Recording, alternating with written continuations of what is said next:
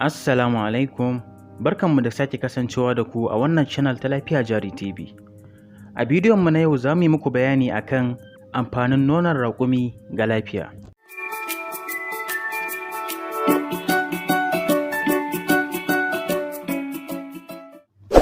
Ka danna alamar subscribe domin samun shirye-shiryenmu a koda yaushe.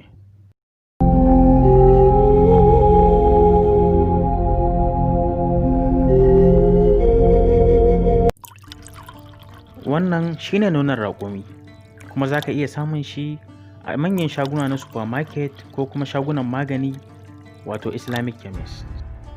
Raƙumi wata dabba ce mai abin al'ajabi. Wannan dabba tana rayuwa ne a cikin Sahara, kuma Allah ya yi mata baiwa kala-kala. Ko ka san a cikin idon raƙumi akwai wata fata wadda take rufe idon a lokacin da ake yin ƙura, amma kuma yana samun damar ganin hanya a haka. Lallai wannan abin al'ajabi ne.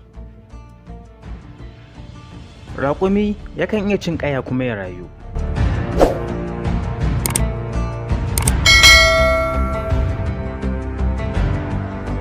Haka kuma raƙumi yakan iya yin sati bai sha ruwa ba, amma a duk lokacin da ya haɗu da ruwa kuma a lokaci ɗaya zai iya shan galan 40 na ruwa. Raƙumi yakan iya yin tafiya mai nisan gaske ba tare da ya gaji ba, sannan kuma yakan iya ɗaukan kaya mai tsananin nauyi ba tare da ya gaji ba. Waɗannan baiwa da Allah ya wa raƙumi shi yasa nonon raƙumi yake da amfanunnuka da dama ga lafiyar ɗan adam.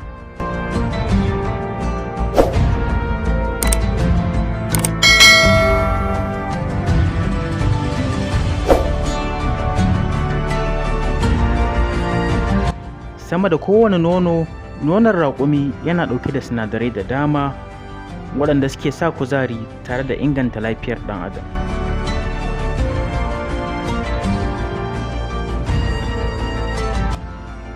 Ga mutanen da suke samun matsala a yayin da suka sha nonon saniya, za su iya amfani da nonon raƙumi wanda ba zai kawo musu wannan matsalar ba.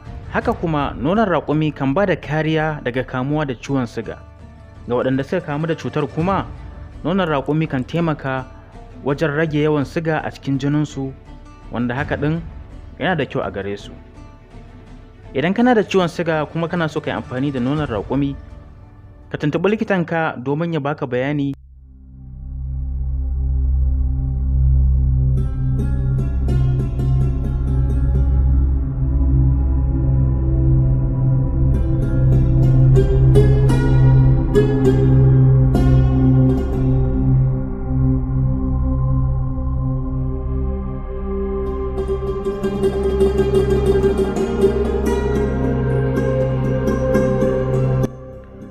Nonon raƙumi yana ɗauke da sinadarai waɗanda suke yaƙar ƙwayoyin cututtuka a jikin mutum, sannan kuma suke inganta garkuwar jiki.